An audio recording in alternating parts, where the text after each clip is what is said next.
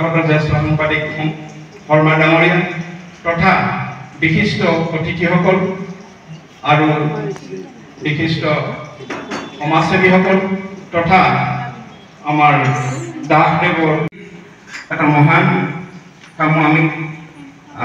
আমি অংশগ্ৰহণ কৰিবলৈ ওলাইছোঁ আৰু আপোনালোকে এইখিনি ভূপেন্দ্ৰ চন্দ্ৰ দাসদেৱলৈ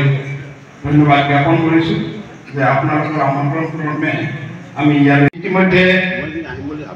আমাৰ প্ৰাঞ্জল বৰদলৈ কৈছে তেখেত ঘোষক হিচাপে আছে তেখেতৰ পৰিচয় তেখেত প্ৰাঞ্জল বৰদলৈ তেখেত সুদূৰ নগৰৰ পৰা আহিছে ইয়ালৈ আৰু তেখেত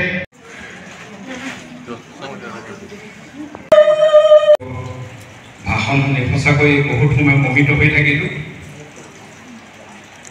আপোনাৰ ভিতৰত যথেষ্টখিনি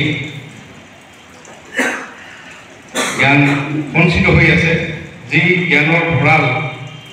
আমি এই 1 ঘণ্টাত বা 1.5 ঘণ্টাত শেষ কৰিব নোৱাৰোঁ সঁচাকৈ শুনি থাকিবৰ মন যায়।